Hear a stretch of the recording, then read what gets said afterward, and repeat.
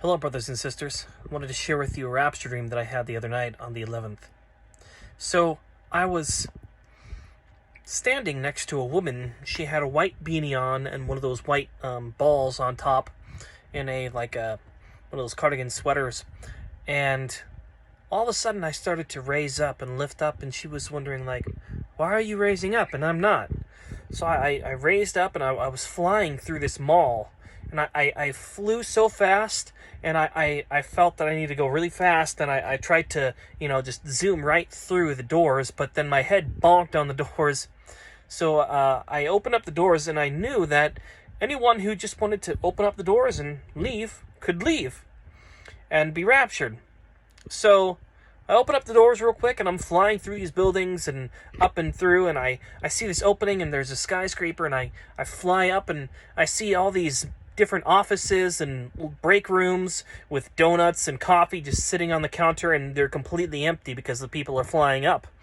And as I'm flying up, I look down, and the buildings are just going down while I'm going up. And I see a few other people, a couple of my friends, plus someone I just talked to last night, right behind me, and I say, "Hey, great, you're coming with." And so we fly up into the clouds, and then we were in heaven. And all of a sudden I saw God, and he came in the form of the cartoon Zeus in Disney. And we were in an amphitheater, like a theater, and all of a sudden the clouds were seats. And we were looking down on this brand new earth, like fresh, crisp mountains. And we were looking down on this large swaths of plains and fields. And they were already cultivated, with the dirt mounds and stuff, ready to plant any seeds or whatever you wanted to grow. Already had little huts, and there was a whole bunch of trees. Some of the trees were just so huge, we were ants compared to them. And there was succulents that kind of looked like grapes, and they were just huge bushes. You could just grab a succulent piece and grab it off a bush and eat it like a grape. It was amazing. And so we're going, and all of a sudden God just kind of went like this.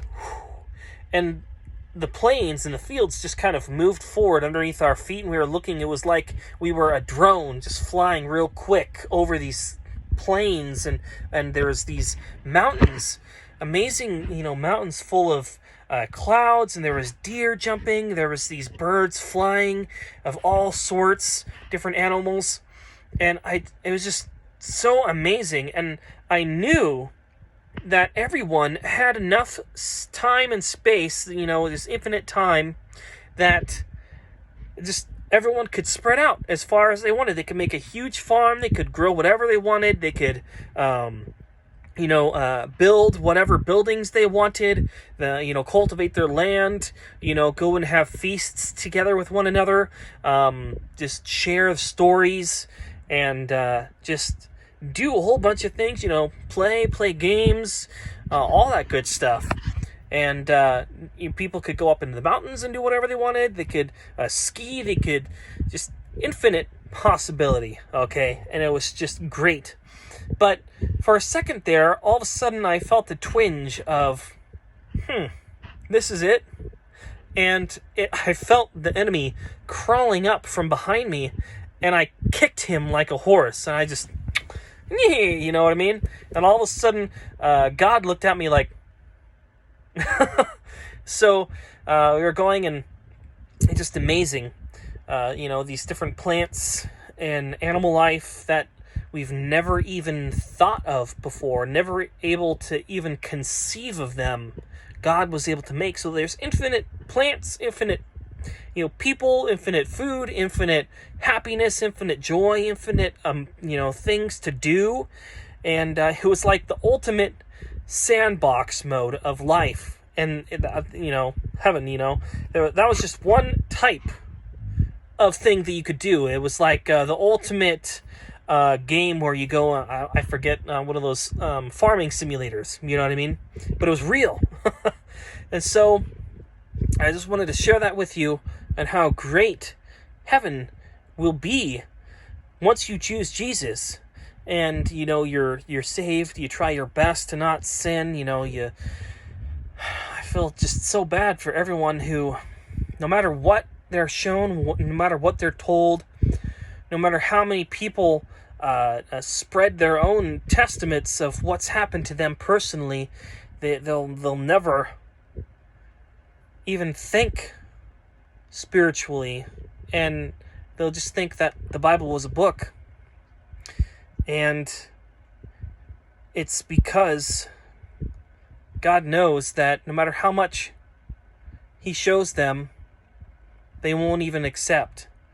And He probably has shown them different miracles, that were miraculous, but they just thought it was just the earth, it was just a coincidence, and 1 + 1 = 2, super logical. So I wanted to share a few stories that my riders have told me on the different rides that I've taken in my cab. So one of them was in the Navy, and I don't know when, but he was walking down a hallway, and there was a shadow person that appeared right in front of him.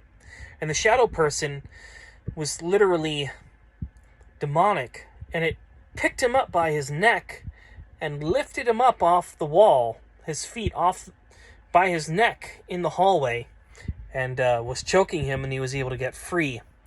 There is another lady and her husband. They bought a house, and there was a pentagram with blood around it, and they were cleaning it up, and she left the room, and her husband saw something and came to her and said, "We need to leave. We're not going to be in this house anymore. I'm not going to be in here tonight." And he still, to this day, he wouldn't tell her what he saw. There's another lady who got in my cab, and she had come for surgery in order to get a hypodermic needle that was left in her abdomen. Well, I prayed for her, and she had said that when they did the MRI and or X-ray, it wasn't there anymore. So that prayer literally worked one day before, and it was gone, no longer there. See, sometimes God answers our prayers before someone even prays for you, because He knows it will happen. And His grace and mercy abounds like no other. Another girl who got in my cab said that her and her friend used to live in a house, and they used to play with Ouija boards.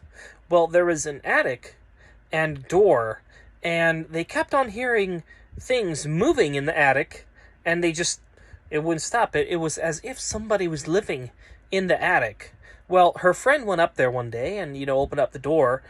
It looked like there wasn't any dust on any of the tables, that somebody was living there, but there was no way in.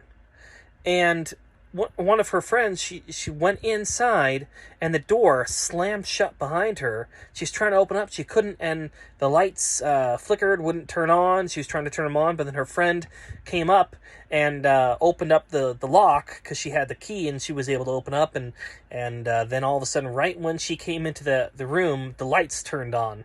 So there are these demons that try and live in certain places, in houses, and you have to believe in Jesus and pray against them in order to get them out. Another person was going along with their friends in a house, and they had flashlights, and they were shining it on a wall, and all of a sudden they looked, and there was like a head popped out of the wall, and was like a demon face was looking at them, and everyone saw it, and they ran away. And so it's amazing. Just like me making music with my friend who played with Ouija board, the music got really low, and all of a sudden we heard human footsteps on the ceiling going creak, creak, creak. Walked around my head. My friend was looking, so I knew it was real, and I thought it was an alien at the time before I came to Christ. And we booked out, come back with flashlights. We're looking, there's no attic, no ladder, no way anything or anyone could get up there. And I asked him, and he said he was playing with Ouija, and he said one time he left the Ouija board open on his bed, and it spontaneously caught fire. That's how evil these entities are. They enter through these different portals and trying to communicate with them, and then they either enter you or someone else, or you're possessed things around you in your house and make things go wrong, and you just have to pray against them in Jesus' name.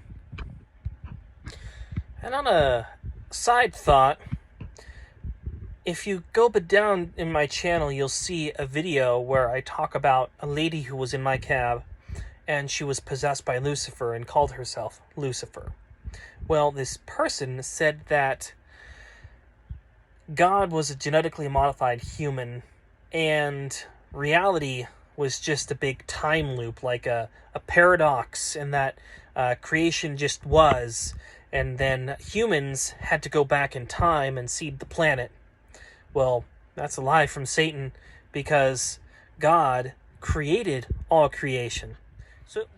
So if you think about time travel paradoxes, let's say George Lucas sends the scripts for Star Wars back, and then he creates Star Wars, and then that George Lucas sends the scripts back to George Lucas again, which creates Star Wars again. Well, Star Wars would have had to have been created in the first place for it to be sent back in order for it to be created again with ease. So,